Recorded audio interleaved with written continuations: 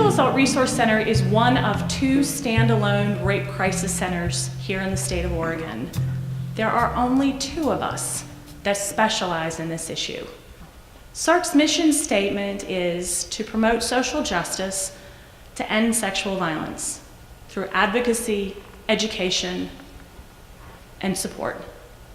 And in a nutshell, that is what we're about. We are here to serve those who are in desperate need of freedom. Freedom from oppression, freedom from violence, freedom from isolation, freedom from a whole variety of things that hold us hostage when we have been victimized.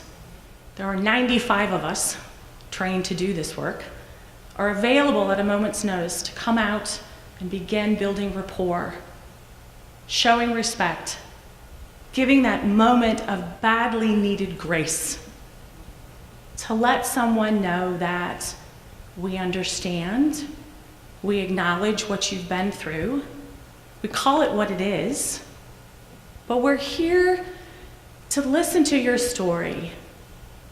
We're not here to rescue you. We're not here to help make decisions for you. We're here to hold that space for you and help you identify, based on what your current circumstances are, what your resources are, what your philosophies are, and what your priorities are. Help facilitate that process of when and how to exit the life. And so that's what we've been doing for the last 5 years. This is a community-based issue that requires a community-based response. And to have a partner like Mike, who is the only other man in the last, I can't tell you how many years, who has seen me with bedhead, we show up in the middle of the night to the police department because Mike calls and says, I've got somebody here, this is the assistance that I'm needing.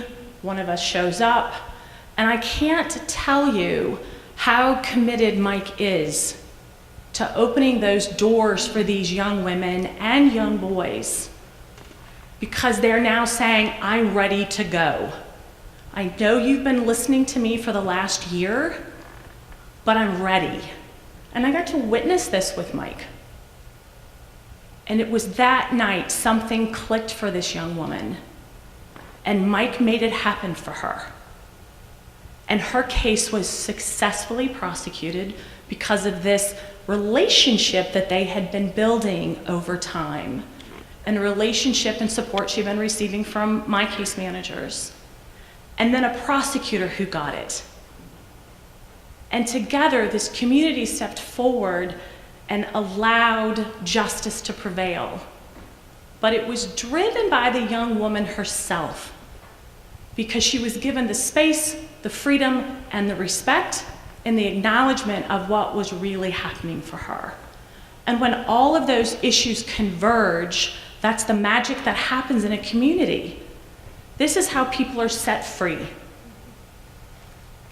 So that's why having events like this are so incredibly important and powerful, because it's not just a handful of case-related professionals that make this happen.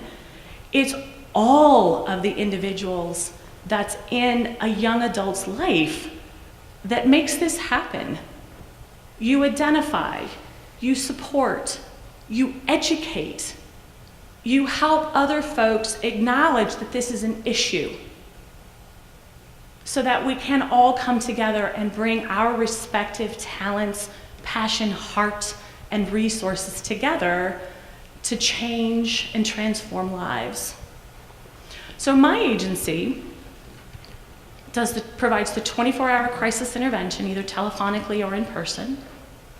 I then have 6 dedicated case managers who 24/7, in their pajamas, in their work clothes, in their workout clothes, are there, available to make sure that those resources, that support, that ear is available.